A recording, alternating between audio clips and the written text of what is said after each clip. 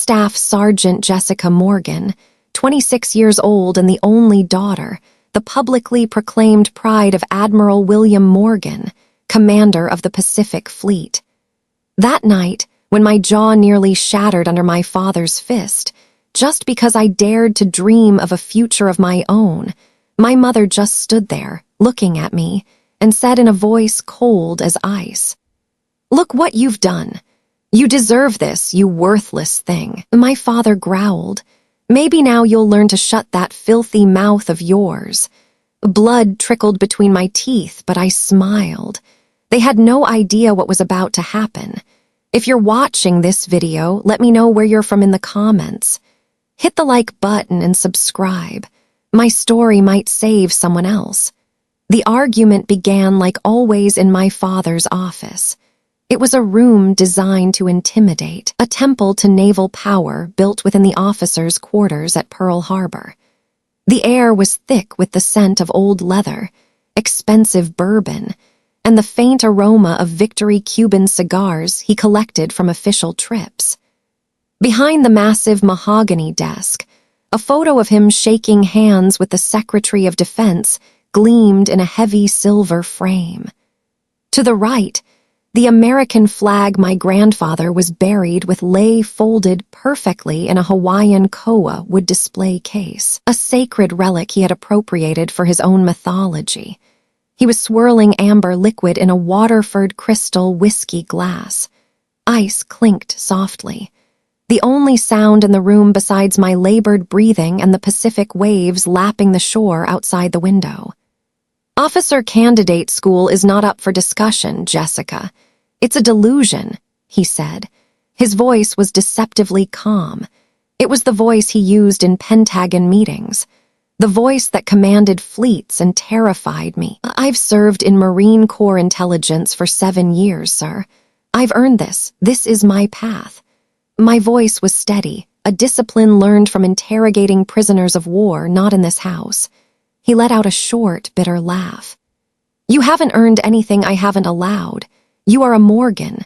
Your path is the path that benefits this name. You will serve out your enlistment. You will be honorably discharged, and you will work for the Pacific Fleet Family Foundation. You will be a pretty face on brochures, a heartwarming story for military families. That is your purpose." Each word was a carefully placed stone building the wall around my life. I looked past him at the flag in the case. My grandfather, Commander Robert Morgan, who survived Pearl Harbor, never backed down when facing the enemy. Neither would I. "I am a Marine in the Pacific Fleet before I am a Morgan," I said, those words tasting like freedom and treason at the same time. That's when the calm shattered. He moved faster than I'd seen him move in years. The Waterford whiskey glass slammed down on the desk with a sharp crack, and his hand, the hand that had signed deployment orders and held Bibles during military ceremonies, clenched into a fist.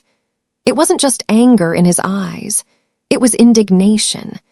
It was the rage of an admiral when his favorite possession had just dared to talk back. The blow was a blinding white flash and a wet, horrible cracking sound.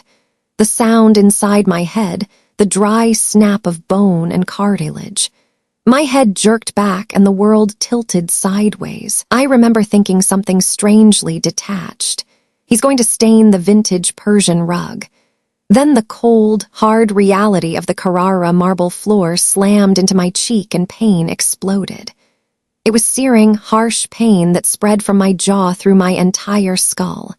The metallic taste of blood, copper and warm, immediately filled my mouth. For a moment, there was only pain and the shocking cold of the floor. Then I heard the click of Jimmy Choo heels on marble, not rushing to help, but slow, deliberate steps. My mother, Catherine, appeared in my blurred vision. She stood looking down at me, silhouetted in her Oscar de la Renta dress against the crystal chandelier light. She looked down, not with horror, not with concern, but with flat, cold disappointment. "Look what you've done," she said, her voice like a frozen whisper. "You deserve this, you worthless thing." Those words hit me harder than the fist. The punch was an act of rage. Her words were a verdict, a lifelong confirmation of worthlessness. Then came the final humiliation that crushed my soul. She lifted her foot, ridiculously expensive Louboutin heels, and poked my shoulder with the pointed toe. It wasn't a kick. It was worse. It was how you poke something dead on the side of the road. "Get up," she commanded, her voice laced with disgust. "Don't get blood on the rug. That's an antique Persian rug." In that moment, lying on the floor of my father's temple of power, I understood with perfect, horrifying clarity. My value in this house was less than an antique rug. Something inside me didn't just break, it vaporized. The part of me that had always craved their approval, the little girl who just wanted her parents to be proud. She died right there on the cold marble, and in her place, a marine intelligence specialist stood up. I didn't say a word. I pushed myself to my feet, my whole body screaming, the room spinning. I held their gaze for a second, seeing nothing but contempt. Then I turned my back and walked out, leaving a small dark red drop on the pristine floor. I didn't run. I didn't cry. I walked up the Hawaiian teak spiral staircase to my room. Each step was measured, painful movement. Once inside, I locked the door. Intelligence specialist training took over, a checklist running through the fog of pain, assess the situation. I went into the en-suite bathroom and turned on the LED vanity lights, flooding the space in harsh, clinical light. I leaned into the mirror. The person looking back wasn't me. It was a casualty of war. My left cheek was a grotesque mask of purple and red swelling. My lip was split and blood dripped from the corner of my mouth. I didn't see a victim. I saw a Marine who had been ambushed in hostile territory. Secure the perimeter. The locked door was enough for now. Establish communication, but first document everything. With the precision of an intelligence analyst creating a case file, I took out my encrypted military-issued iPhone. My hands were shaking, but my purpose was absolute. I opened the camera app.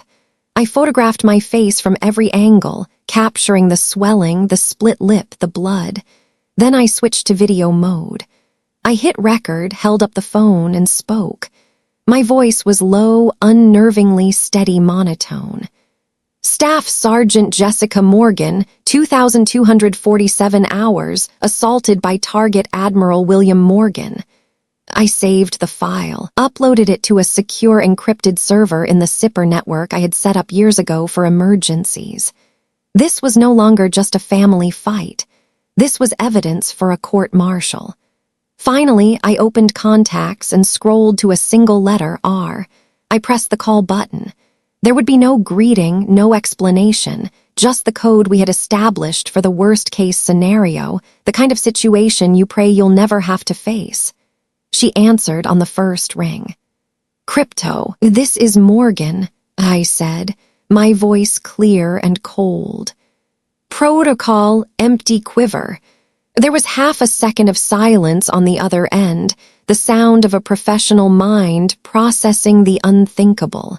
Empty quiver was military term for a lost or stolen nuclear weapon. It was our code for ultimate danger.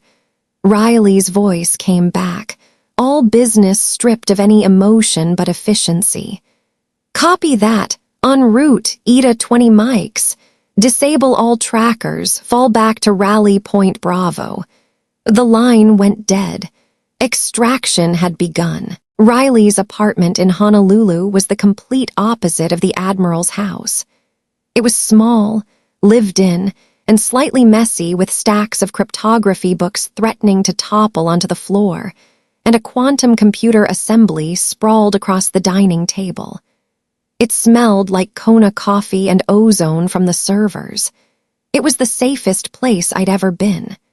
She led me to a worn leather couch from Navy surplus days, her movements efficient and silent. She didn't make a fuss or offer empty platitudes.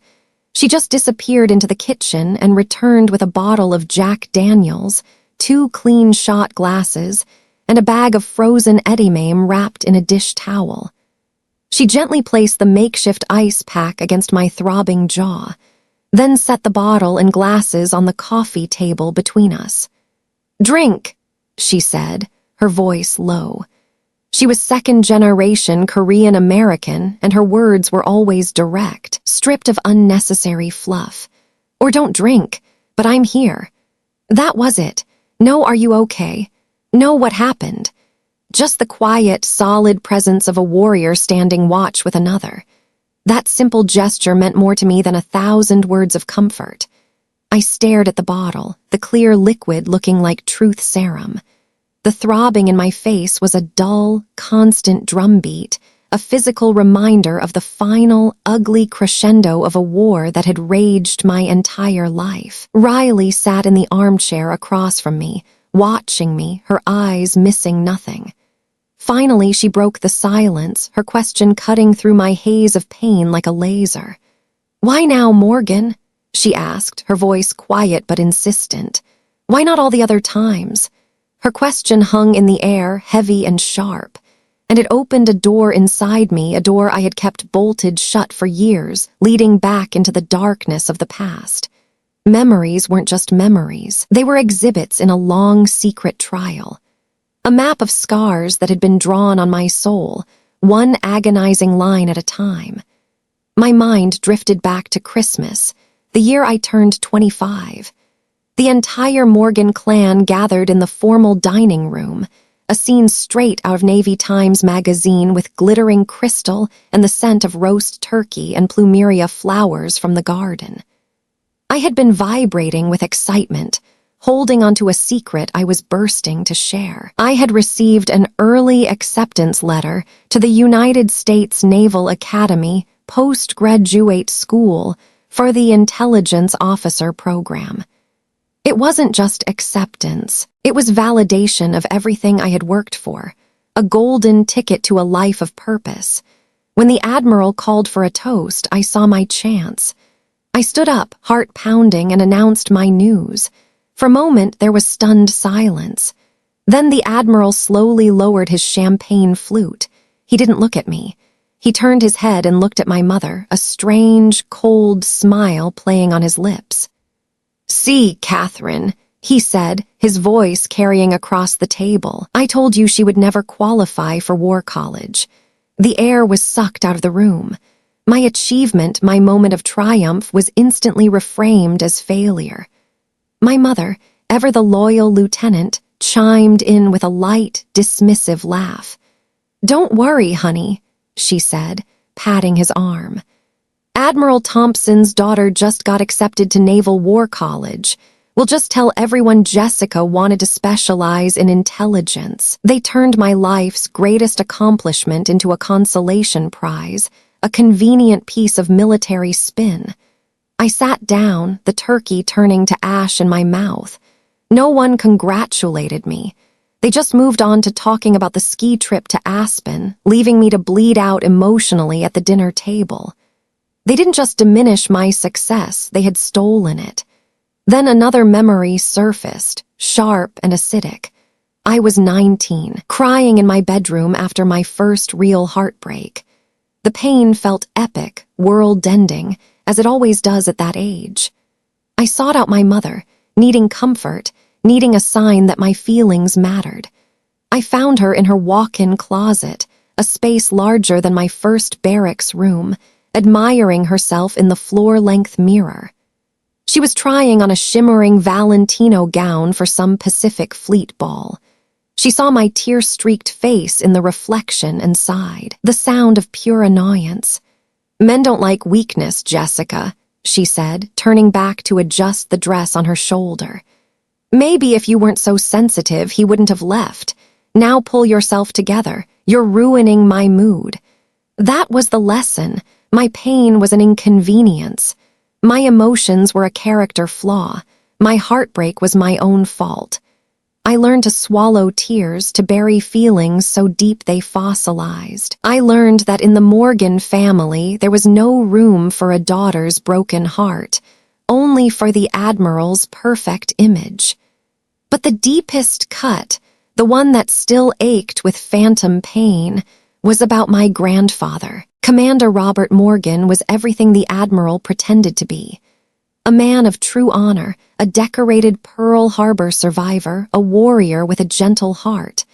Before he died, when he was frail and hooked up to machines at Tripler Army Medical Center, he had gripped my hand. His knuckles were bony, but his grip surprisingly strong. "You have the heart of a fighter, kid," he rasped, his eyes clear and fierce. "Don't ever let anyone extinguish that fire." The Admiral was standing in the doorway. He heard every word. After the funeral, after we received the folded flag and listened to the lonely sound of taps echoing across Punchbowl Cemetery, I took my grandfather's medals that he had left to me. I kept them in a small koa wood box on my dresser. They were my connection to him, a tangible reminder of the faith he had in me. A week later, the box disappeared. I found the Admiral in his study placing the medals into a new, larger display case, arranging them alongside other family heirlooms. "What are you doing?"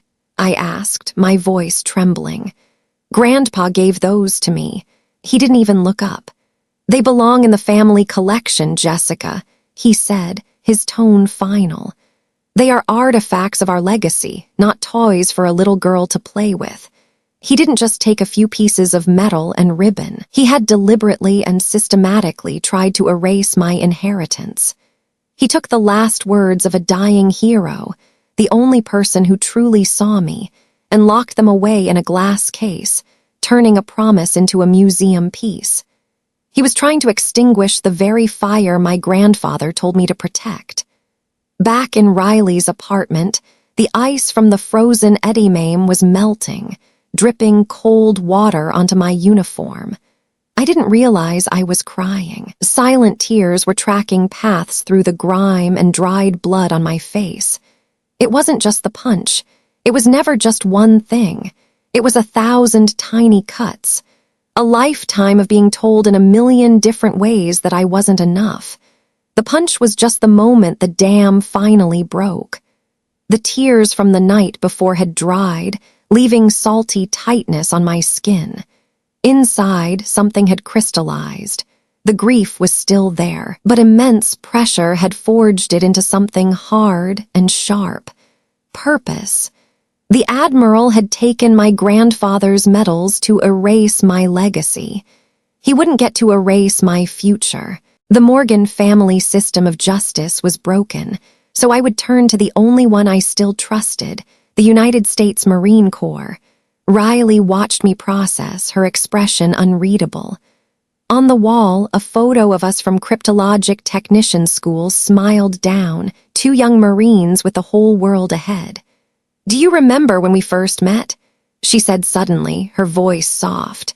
I looked up, wiping my tears. "Schoolhouse at Pensacola. You were getting shit from the instructors about family connections. They thought you were an easy ride." I remembered. The whispers that the Admiral's daughter was getting special treatment, the doubt about whether I belonged. "You proved them wrong in every exercise, highest scores in crypto-analysis, but you never used the name to get ahead." Riley leaned forward, her eyes intense. "That's the person I became friends with. A Marine with integrity, not the Admiral's daughter. Jessica Morgan. Warrior." The words hit me like a revelation. I had spent years trying to prove my worth to people who would never see it. My real family, Riley, my teammates, the Marines under my command, had already seen the truth. "The fire your grandfather talked about," Riley continued, "it never belonged to the Admiral. It belongs to you, and now it's time to use it." I felt a shift inside, tectonic and permanent. The scared, broken girl who craved approval was transforming into something colder, harder, more focused. The Marine's creed echoed in my mind.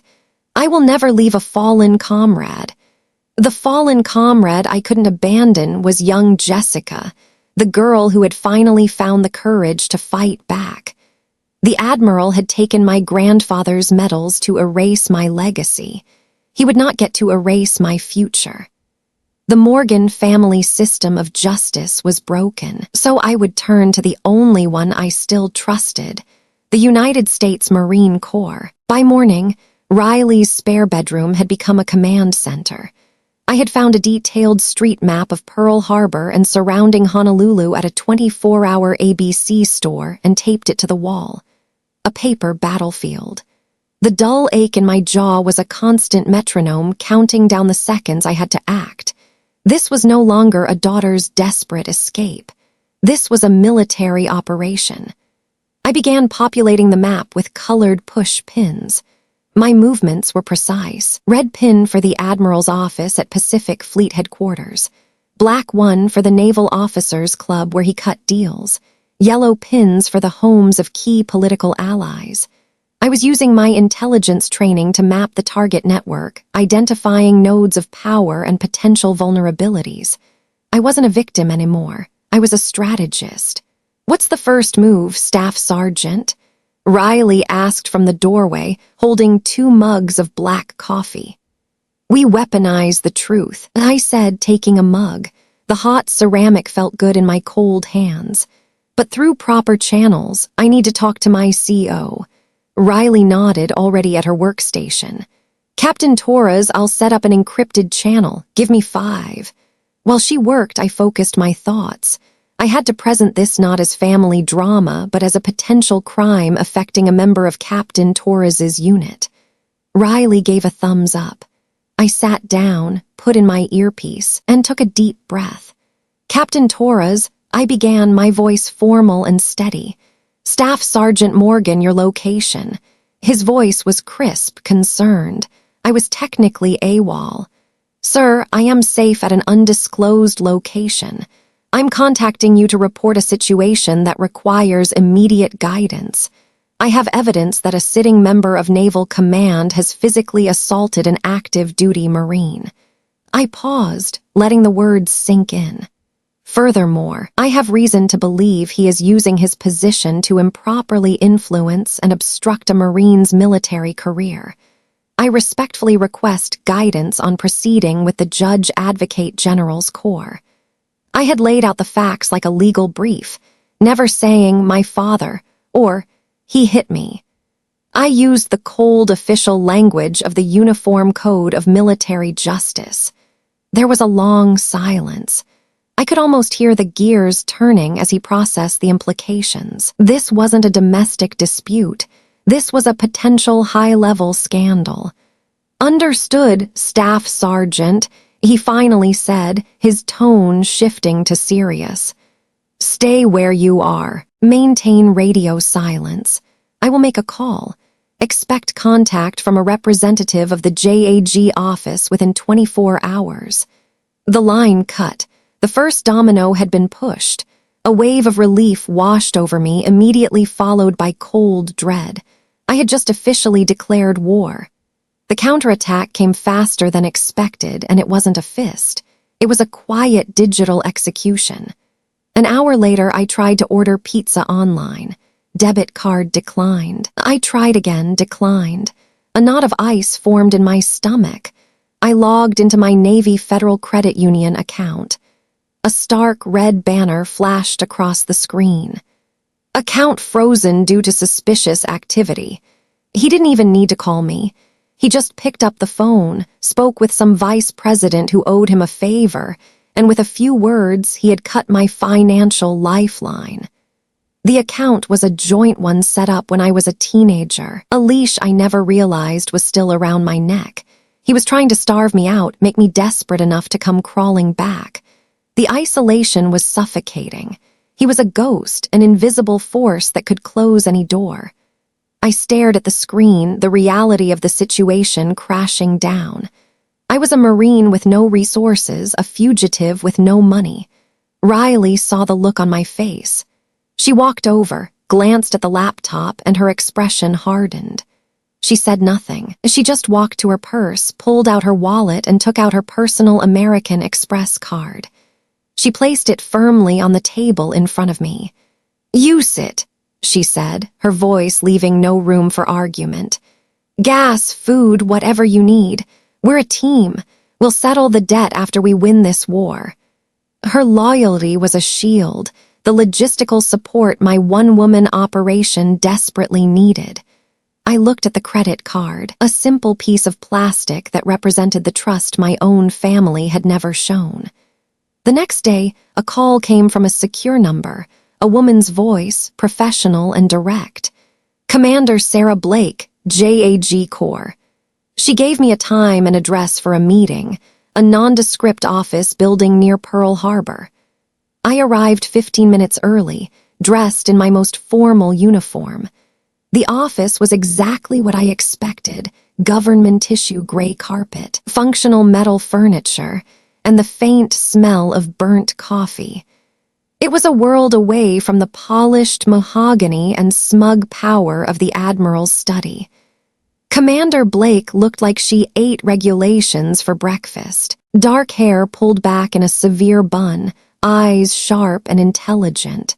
She didn't shake my hand, just gestured to the chair opposite her desk. She had me recount the events, her face impassive. I delivered the report with the same clinical detachment I had used with Captain Torres. When I finished, she was silent for a long time, her fingers steepled under her chin. Then she looked up. Her sharp eyes didn't focus on my face, but directly on the still livid bruise discoloring my jaw. "I don't care who your father is, Staff Sergeant," she said, her voice clear and hard as steel. "In this office, you are a Marine in the United States Marine Corps, and you are a Marine who needs protection. Now, start from the beginning, and this time, don't leave anything out." For the first time in my entire life, I felt like someone in a position of authority was actually on my side. It wasn't victory. It wasn't even the beginning of the battle. But it was a flicker of light in the suffocating darkness. It was a single invaluable asset on the battlefield. It was hope. I sat frozen in the government-issue chair. The echo of Commander Blake's final words hung in the sterile air. A Marine who needs protection. For 26 years, I had been a daughter who needed protection and never received it. Now, a stranger in uniform was offering me the one thing I had always been denied. Commander Blake was a woman of action. She reached for her desk phone, her movements sharp and decisive. She didn't just listen, she believed me. "First things first, Staff Sergeant," she said, her eyes fixed on mine. "We establish a wall. There's a tool called a Military Protective Order, MPO. It's a lawful order signed by a commander that will prohibit Admiral Morgan from contacting you or coming near you on any military installation. On base, the Marine Corps is your fortress. We'll make sure the walls are high." My breath hitched. Fortress. The word was powerful, alien. My home had been a battlefield. This woman was offering sanctuary. Then she picked up the receiver, dialing an extension. "This is Commander Blake with JAG Corps. Connect me to the Provost Marshal's office at Pearl Harbor." My heart hammered against my ribs. "Yes, this is Commander Blake," she said, her voice ringing with authority. "I need to make a preliminary report. I have a staff sergeant in my office who is being threatened by a high-profile family member." She paused, then delivered the payload, her words clear and precise. "I want an official record started. The Marine's name is Staff Sergeant Jessica Morgan. The subject's name is Admiral William Morgan." Hearing her say his name, not as a title, but as the subject of a complaint, was like a pressure valve releasing in my chest. For the first time, the truth wasn't just a secret. It was real. It was on record. It was spoken aloud by someone who mattered. A single hot tear escaped and slid down my cheek. When Commander Blake dropped me back at Riley's apartment, the feeling of hope had solidified into something real. It grew stronger when we walked inside. Captain Torres was there sitting on the couch with Riley. He stood up the moment he saw me. He wasn't in uniform, just jeans and a polo shirt, but he carried the same air of quiet authority. He had brought a military-grade encrypted laptop and a duffel bag with some personal effects from my barracks. He didn't offer platitudes. He just looked me in the eyes and placed a steady hand on my shoulder. "Staff Sergeant," he said, his voice firm and unwavering. "You did the right thing. You don't have to carry this alone. We are your unit. We are your unit." The words settled deep in my bones. I looked around the small, cluttered living room. Riley, my best friend, my digital guardian angel. Commander Blake, my legal counsel, my shield. Captain Torres, my commanding officer, my steady anchor. This wasn't a collection of individuals. This was a team, a squad, a real family, the family you choose. That night, however, I was reminded that the enemy was regrouping.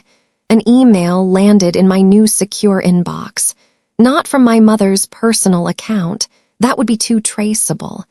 It was from the public relations address of the Pacific Fleet Family Foundation that she chaired. The subject line read, "Regarding the health of our daughter." My blood ran cold. I opened it. The message was a masterpiece of corporate speak and veiled threats clearly drafted by expensive lawyers. It spoke of recent emotional difficulties and how the family was united in our commitment to providing her with the support she needs during this challenging time. It was brilliant, insidious attack. They weren't denying what happened. They were reframing it.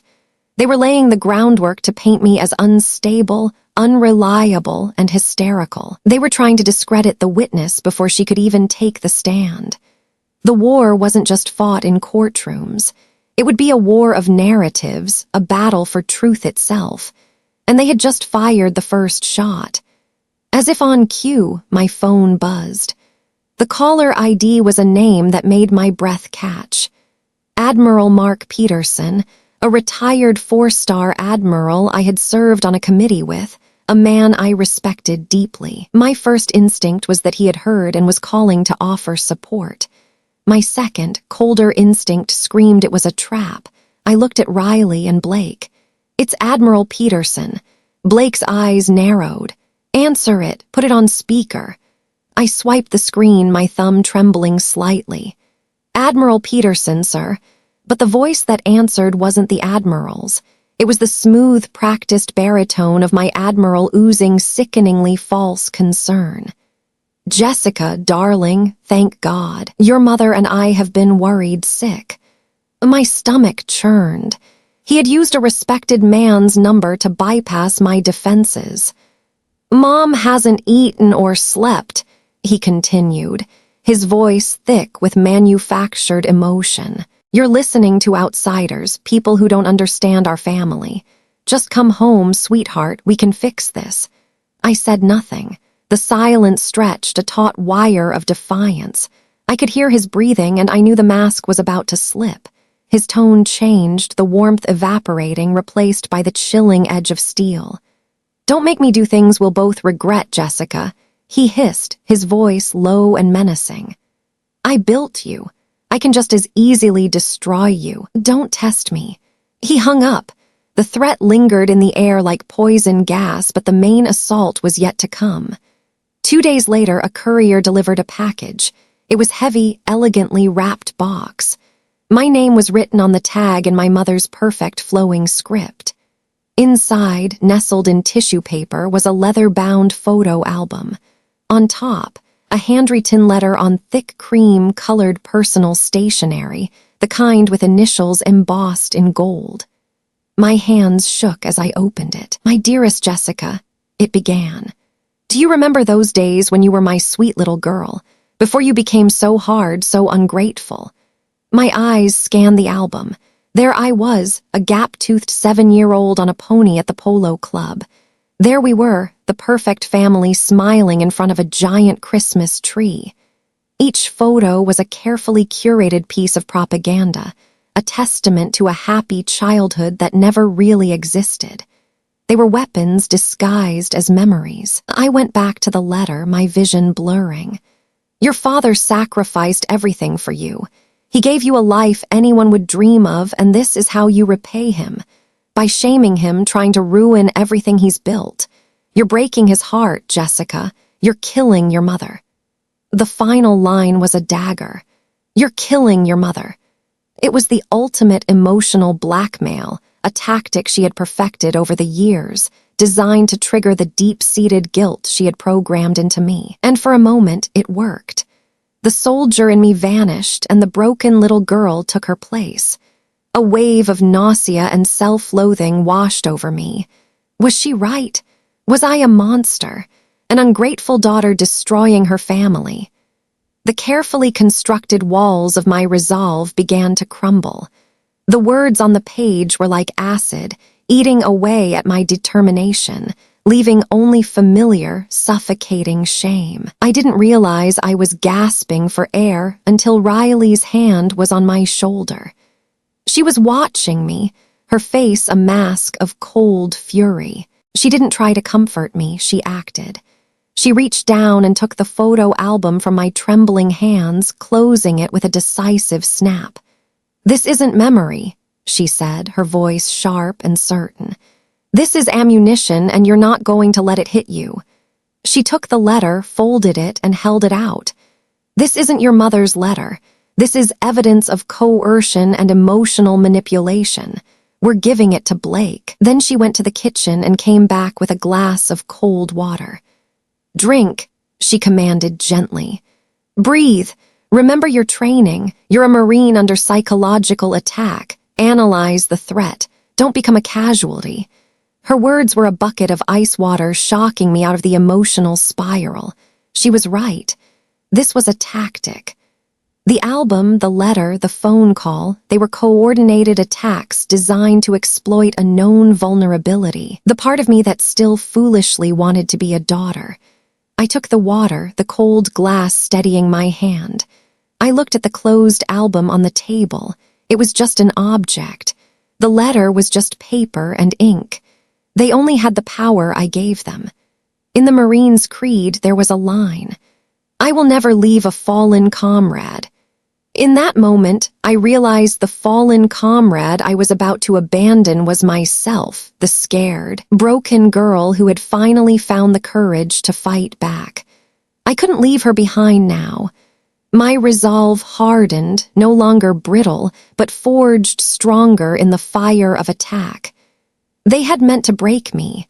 Instead, they had just shown me exactly what I was fighting against. The psychological ammunition my parents had fired. The album, the letter, the threatening phone call had been neutralized thanks to Riley. My resolve was hardening, but I still felt like a Marine in a defensive position, hunkered down in a foxhole, waiting for the next barrage. I didn't have to wait long. The next attack wasn't just a shell. It was a tactical nuke aimed at the very heart of who I was. It arrived the next morning, not as a phone call or package, but on the front page of the Honolulu Star-Advertiser's military section. Riley brought the tablet into the living room, her face grim. She didn't say anything. She just handed it to me. There he was, my Admiral, Admiral William Morgan, standing at a podium draped in American flags. His face was a mask of contrived sorrow. A single perfect tear traced a path down his cheek. The headline read, "Admiral Morgan announces PTSD charity honoring war hero father." My blood turned to ice water in my veins. I read the article, each word a physical blow. He spoke about his father, Commander Robert Morgan, as a true American hero. He talked about the silent struggles of the nation's warriors. And then came the line that made me want to vomit. "As the father of a Marine currently facing significant mental and emotional challenges," he said, his voice reportedly breaking with emotion, "I understand more than most the importance of supporting our brave service members. This foundation is my promise to them and to my own daughter that they are not alone." I stared at the screen, at the picture of the Admiral crying crocodile tears. He was using my grandfather's name, a name synonymous with honor and integrity, as a shield for his own monstrous behavior. He was weaponizing my pain, twisting it into a prop for his own political theater. He was taking the one pure good thing in my life, the memory of the only man who ever truly believed in me and desecrating it publicly for his own gain.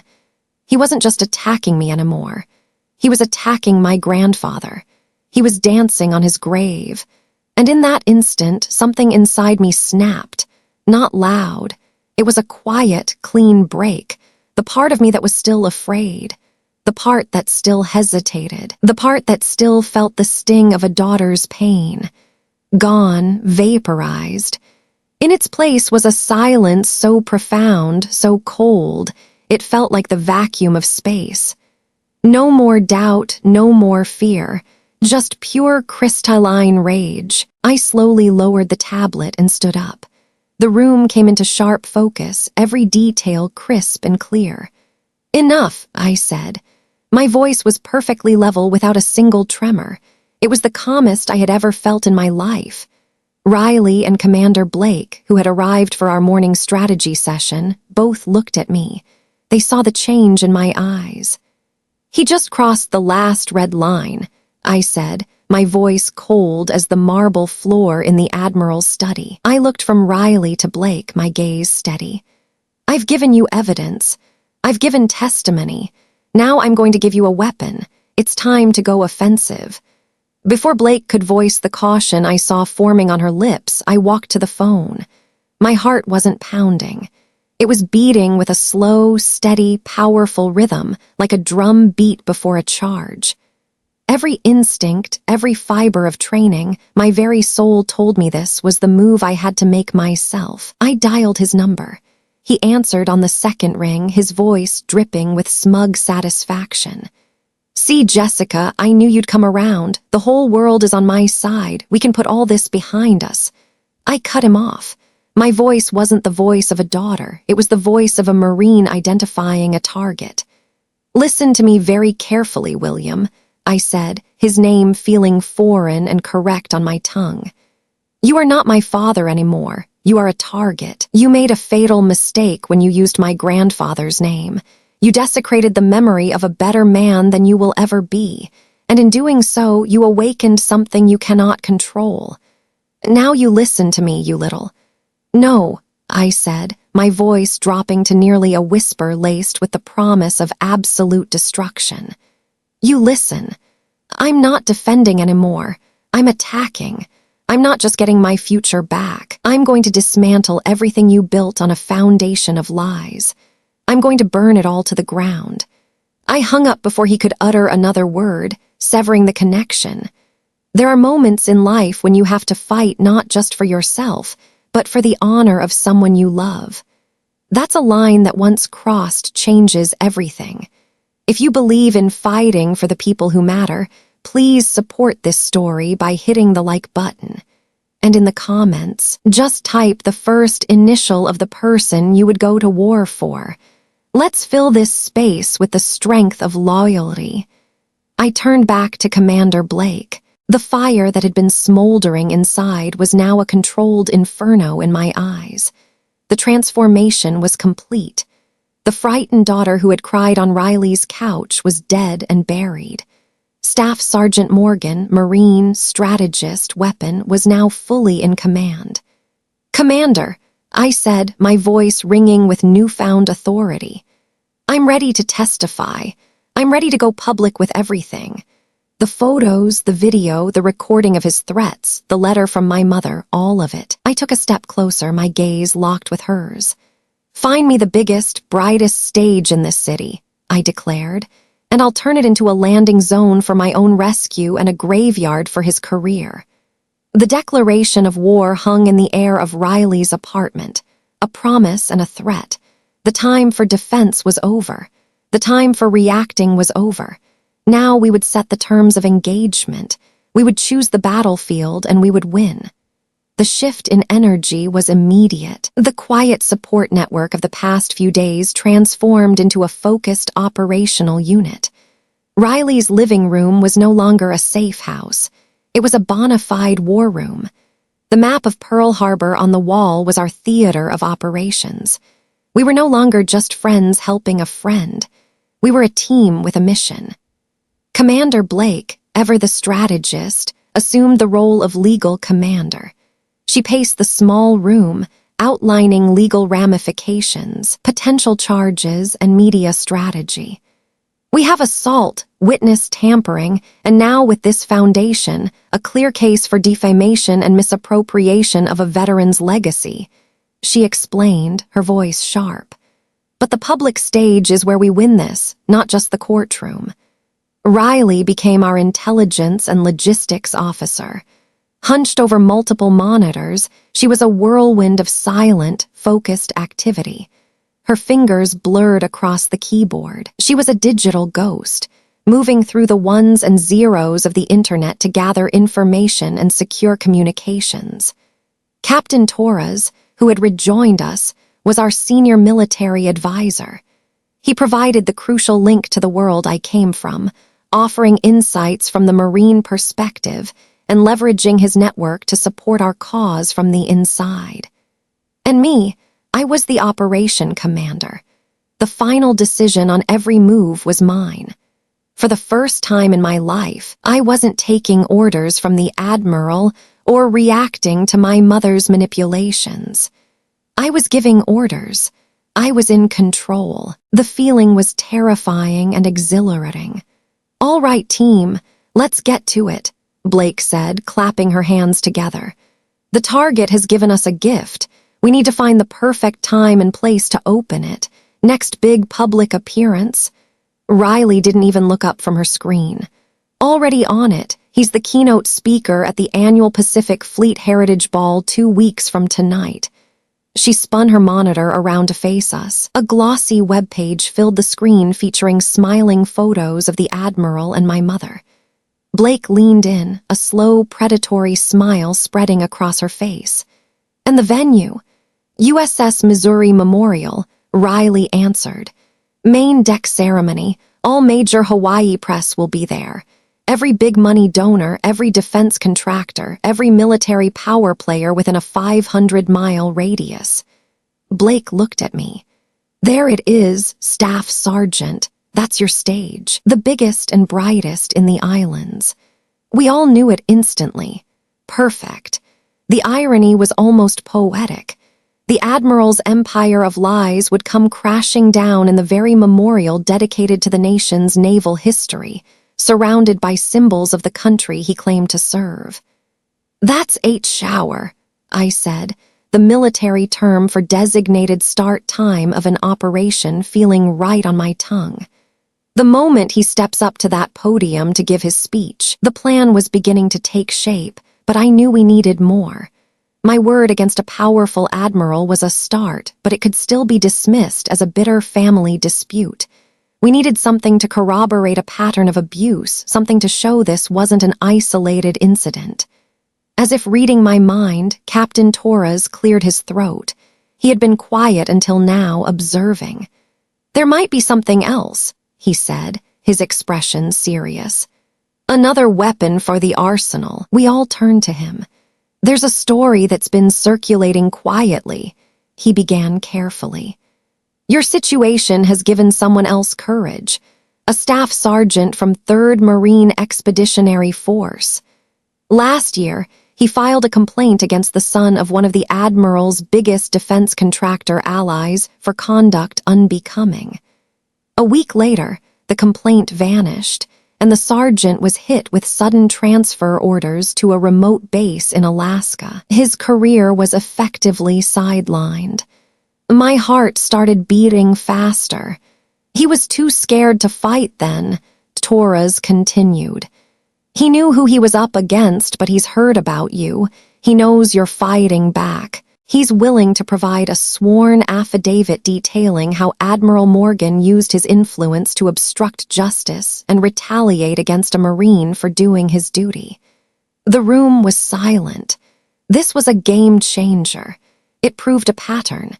It elevated our case from personal tragedy to an example of systemic corruption and abuse of power. I wasn't just a daughter fighting an admiral anymore. I was a Marine fighting for another Marine. "Get the affidavit," I told Blake, my voice hard as stone. "We're adding it to the file." Now all the pieces were in place. All that was left was the infiltration plan. Riley spun back to her monitors. The event is managed by Oahu Events, LLC. I'm looking at their network infrastructure. She brought up a complex diagram on screen. Their vendor portal has a security flaw, not a hack. Just sloppy admin work. I can create a legitimate work order for a freelance AV technician for the night of the ball. A plan began to form in my mind, the details clicking into place like well-oiled parts of a rifle. "Do you have someone you trust?" I asked. Riley smirked. "I have a whole network of people who owe me favors and don't ask questions. My guy will be inside with full access to sound and projection systems." The final piece was me. I would have to be there, not as an attacker, but as a loving daughter, the prodigal child returned to the fold. "I'll attend the ball with them," I said, on his arm. "I'll be the picture of a proud, supportive daughter. They'll be so busy showing me off they won't see the knife coming." Blake nodded, understanding immediately. "They'll invite you on stage. Too good a photo op to resist. Powerful Admiral, war hero daughter, all in the name of charity." "Exactly," I confirmed. My pulse was thrumming with adrenaline. "And when he invites me to speak, I'll walk up to that podium, look into those cameras, and say the line." Riley looked at me, her eyes gleaming. "What's the signal?" "I'll thank him," I said, a cold smile touching my lips. "And then I'll say, to speak on the subject of support, I'd like to share a few images of the support my family has given me." Riley finished, her own smile matching mine. "And that's when the AV tech hits the button and switches the video feed from the charity's logo to the contents of your secure server." The plan was audacious, dangerous but perfect.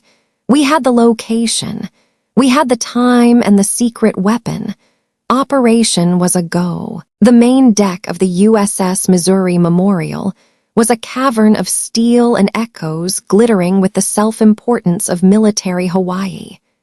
Chandeliers dripped light onto a sea of dress whites and designer gowns. High above it all, suspended in the climate-controlled chamber of reverent silence, were the massive 16-inch guns pointed eternally toward the horizon. Ancient, powerful weapons, a testament to the nation's naval might. It was under the gaze of these sacred symbols that my Admiral had chosen to celebrate his own legacy. It was here that I would burn it to the ground. I felt like a ghost walking into my own life. Dressed in my marine dress blue uniform, the deep navy fabric crisp and severe, the metals on my chest polished to a high gleam. I was the perfect prop. The bruise on my jaw had faded to a pale yellowish shadow, easily concealed with a touch of makeup. To the world, I was Staff Sergeant Jessica Morgan, the patriot daughter of the great Admiral William Morgan. My parents flanked me, parading me through the crowd like a prize-winning racehorse. The Admiral was in his element, shaking hands, clapping backs, his voice booming with false sincerity. My mother, elegant in a sequined Vera Wang gown, smiled a smile that never reached her eyes. They were proud, utterly clueless. I smiled. I nodded. I shook the hands of powerful men whose names I knew from the Navy Times. Inside, my heart was a trip hammer against my ribs and every nerve ending was a live wire. I was an operative deep behind enemy lines, my face a calm mask, my mind a cold, calculating machine. Finally, the moment came. The lights dimmed and a spotlight found the Admiral at the podium. He launched into a soaring speech, his voice resonating with practiced emotion. He spoke of family, sacrifice, the legacy of service his own father had passed down. He was magnificent. He was a liar. "And now," he said, his voice catching with a masterful touch of theatricality, "I want to invite to the stage the pride and joy of my life, a true American hero, my daughter, Staff Sergeant Jessica Morgan." A wave of applause washed over me. Every eye in the room was on me. I walked toward the stage, each step measured and steady. I felt 1,000 lifetimes pass in that short walk. I reached the podium and stood beside him, the heat of the spotlight like an interrogation lamp. He leaned close, the smell of bourbon on his breath, and whispered. His voice was a venomous hiss meant only for me. "Say what I told you. This was it. 8 shower." I stepped up to the microphone, my gaze sweeping across the sea of faces, past them to the cameras at the back of the room. I took a slow, deliberate breath, letting the silence hang a beat too long. "Thank you, Admiral," I said, my voice clear and steady, amplified throughout the cavern of the deck. "To speak on the subject of sacrifice, I'd like to share a few images of the support my family has given me." That was the signal. Behind us, the massive projection screen that had been displaying the glittering logo of the Foundation suddenly flickered and went black. A collective gasp rippled through the audience. Then it flashed back to life, but not with the logo. It was a picture, high resolution, brutally clear. A photograph of my face taken the night of the assault, the grotesque swelling, the split lip, the dark, ugly purple of the bruise. A dead, profound silence fell over the deck, so quiet I could hear the hum of the air conditioning. Every smile was frozen. Every glass was held midway to lips. Then the image on the screen changed. Now it was the video I had recorded in the bathroom. My own voice, calm and clinical, echoed through the memorial, a stark contrast to the mangled face on screen. "Staff Sergeant Jessica Morgan, 2,247 hours, assaulted by target Admiral William Morgan." A wave of shocked murmurs swept through the crowd, but the final blow was yet to come. The screen went black again, but the speakers crackled to life. Audio from the phone call, digitally cleaned and amplified. The Admiral's voice, no longer the smooth baritone of a statesman, but the low, menacing snarl of a predator, filled the deck. "Don't make me do things we'll both regret, Jessica. I built you. I can just as easily destroy you." The dam broke. The silence shattered into 1,000 pieces of chaos. Gasps turned to shouts of outrage. The frantic, blinding flash of cameras erupted from the back, a relentless strobe light capturing the implosion of a dynasty. The Admiral stood frozen, his face a mask of disbelief, color draining away until he was white as the memorial's steel deck. My mother looked like she had seen a ghost, her hand flying to her mouth, her eyes wide with pure, unadulterated horror. And in that perfect, beautiful moment of pandemonium, they arrived. 2 uniformed Naval Criminal Investigative Service agents entered from the side entrance, moving with calm, unstoppable purpose. They were led by Commander Blake, her face set like stone. They didn't run. They walked directly toward the stage, parting the chaotic crowd like a ship through water. They mounted the steps.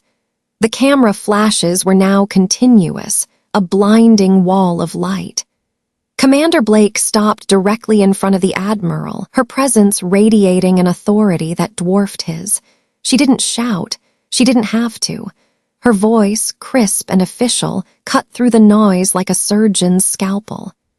"Admiral Morgan," she said loud enough for the nearest microphones to pick up. "My name is Commander Blake with the Marine JAG Corps. You are being taken into custody pending investigation for the assault of an active duty Marine."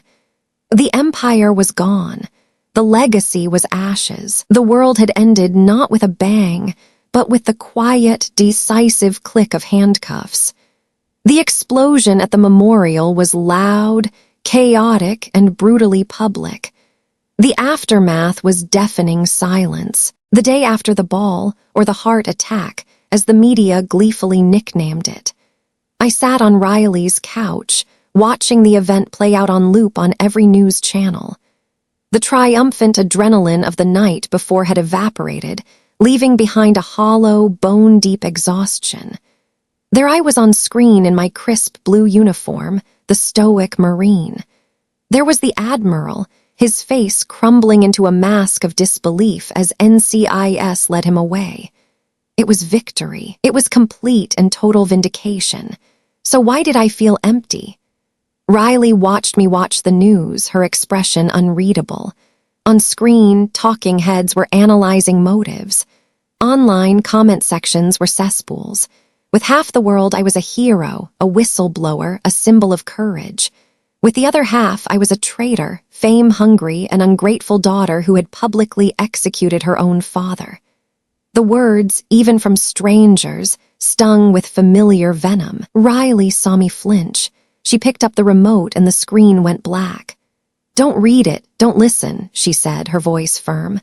"Mission accomplished, Staff Sergeant. Now it's time for R&R rest and recovery." But the war wasn't over. The enemy had just changed tactics. 2 days later, a call came from Commander Blake. My mother, Catherine, was trying to reach me through lawyers. She wanted to talk. Against Blake's advice, I agreed to take the call. Some part of me, a foolish, stubborn part, needed to hear what she had to say. Her voice, when it came through the phone, wasn't cold or angry. It was worse. It was wet with tears, choked with theatrical sorrow as fake as the photos in the album. She didn't apologize. She didn't ask if I was okay. She begged. "Jessica, please," she sobbed. "You have to stop this. Tell them it was a misunderstanding. Your Admiral, he's lost everything. His seat, his reputation, everything is gone." I listened, my own heart a cold, heavy stone in my chest. I waited for a single word of remorse, a hint of responsibility. It never came. "Don't you have any pity?" she cried, her voice rising in desperation. "After everything we've given you, you owe us this, Jessica. You owe your family to fix what you've broken." And there it was, "You owe us." The 2 words that had been shackles around my life, a debt I could never repay. But standing in the quiet of Riley's apartment, I realized the truth. I took a deep, steadying breath. Memories of 1,000 slights, a million moments of being made to feel small and worthless flashed through my mind. "The debt is paid, Mrs. Morgan," I said, the formal address feeling right. The word mother no longer fit. "I paid with my youth. I paid with my dreams. And I paid with blood on a Persian rug. From this moment, I don't owe you or anyone a single thing." I ended the call and blocked the number. No anger, no satisfaction, just a profound, aching sadness for the mother I never had. That was the last time I ever spoke to her. The final ghost was the Admiral, the Army-mandated therapist, kind but no-nonsense major, suggested I see him one last time. Not for him, for me, for closure. So, a week later, I found myself walking through the sterile, echoing corridors of the Federal Detention Center. The man I met in the visitation room wasn't the titan who had dominated my life. Stripped of his tailored uniform and aura of power, he looked small, older. The fight had gone out of his eyes, replaced by sullen, resentful emptiness. He was sitting behind a thick pane of plexiglass. We spoke through a crackling intercom. He tried one last time to deploy the old weapon. "I did it all for you, you know," he said, his voice a pathetic rasp. "Everything I built." I held up my hand, a simple gesture that silenced him. The power dynamic had finally, irrevocably shifted. "No," I said, my voice calm and even devoid of the anger he expected. "You did it all for you. I didn't come here for an apology because I know you're not capable of one. I didn't come to gloat." I leaned closer to the glass, making sure he saw the clarity in my eyes. "I came to tell you that you have no power over me anymore. I'm done being afraid. I'm done being angry." I took a breath and said the words for me, not for him. "And I forgive you." A flicker of triumph sparked in his eyes, thinking he had won. I extinguished it. "Not because you deserve it," I continued, my voice soft but unyielding. "You don't. I forgive you because I deserve peace, and I can't have it as long as I'm carrying around all this hate, so I'm putting it down right here with you." I stood up and walked away without looking back, leaving him alone with the ruins of his life. Later that afternoon, I did one last thing. I walked to the Pearl Harbor Memorial Wall, the black granite wall cutting a wound into the earth of the base. I walked along the polished surface, my own reflection moving with me, superimposed over the endless names of the dead. I wasn't looking for anyone I knew. I just walked until I found a name. Morgan, Petty Officer David K. Morgan. I didn't know him, his story, or sacrifice, but he was a brother in arms, a name that connected me to a legacy of service, not tyranny. I stood there for a long time, my fingers tracing the cold, carved letters of his name. Then I reached into my pocket and pulled out the key to the house in officer housing, the one I had carried for years, a symbol of a place that was never truly home. I held it in my palm, the metal cool against my skin. It was heavy with the weight of memories I no longer wanted to carry. I looked down at the paving stones at the base of the wall.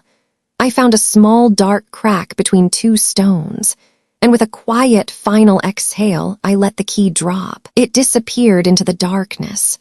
The sound was barely audible. I was letting go of the past.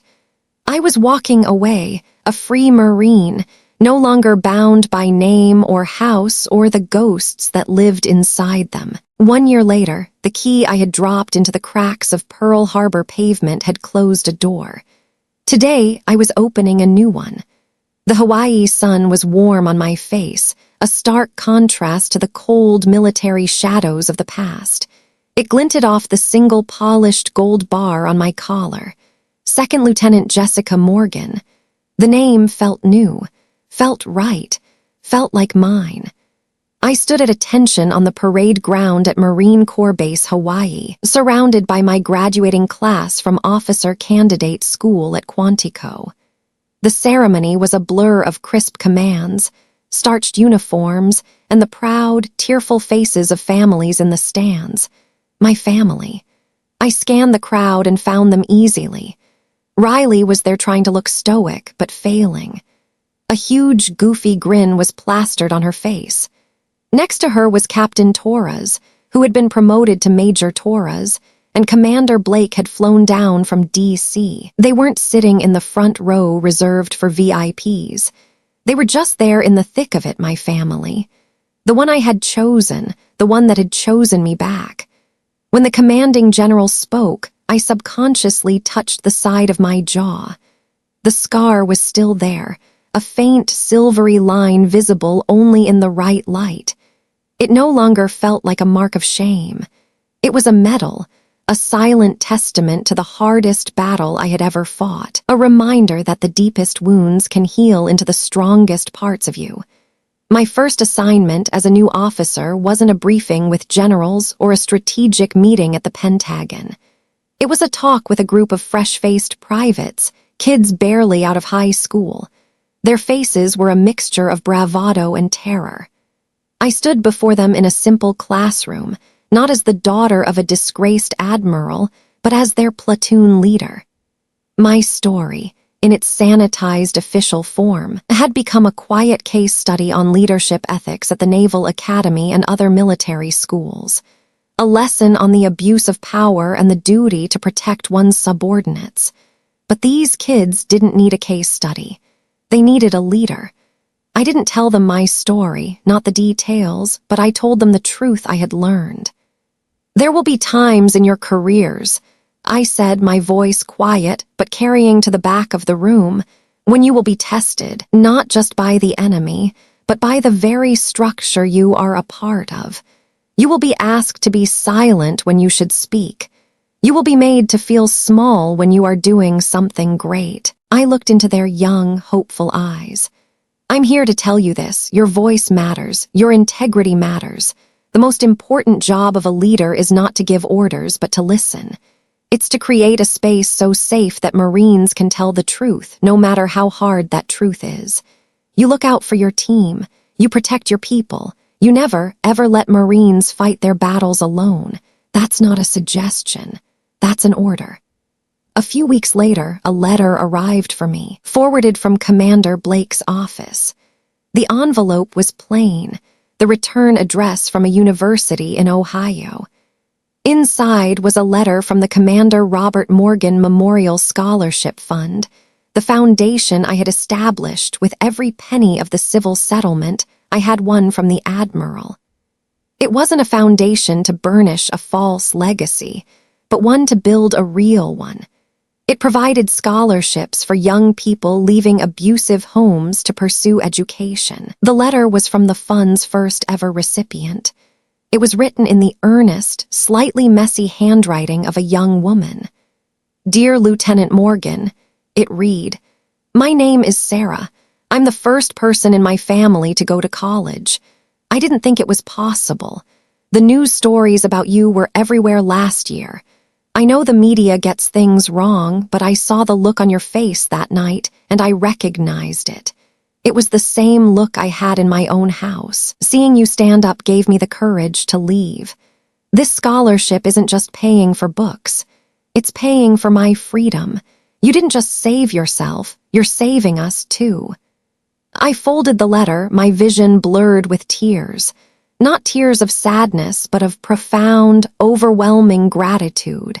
The Admiral had tried to steal my grandfather's legacy, to twist it into a tool for his own lies. But he had failed. The true legacy of Commander Robert Morgan wasn't a name on a building or a collection of medals in a glass case. It was the unextinguishable fire of a warrior's heart, and it was the honor to pass that flame on. The final scene of my old life was ending. The final scene of my new one was beginning, and it repeated every morning. It was 0500 hours. The air was cool and damp. The sky was just beginning to blush from black to deep indigo. I stood before my platoon, 40 young Marines, their breath misting in the pre-dawn chill. "Platoon," I called out, my voice sharp and clear. "Fall in." They snapped to attention. I looked at their faces, the trust in their eyes. "Forward, march," and we began to run. The only sounds were the rhythmic pounding of boots on pavement and the steady cadence of our breathing. A living breathing machine moving as one. We ran as the sun began to crest the horizon, painting the sky in brilliant strokes of orange and pink. I looked at the soldiers running with me. Their faces were a mixture of sweat and smiles, and I felt a sense of peace that settled deep in my bones. I was no longer running from a dark past. I was leading them, and they were leading me toward the future. I had found freedom not by escaping the Marines, but by becoming the very best part of it. I had learned that you don't find the light at the end of the tunnel. You fight your way through the darkness, and you make the dawn yourself. My story began in a dark, silent room, but it ends here in the light of a new day I built for myself. If you take one thing away from this journey, let it be this. The past doesn't get to write your future. You do. A legacy isn't what you inherit, but what you have the courage to create from the ashes. Thank you for listening. If this story resonated with you, or if you know someone who needs to hear that they are not alone, please share it. Your support helps these stories reach the people who need them most. Subscribe for more stories of courage, resilience, and the unbreakable human spirit.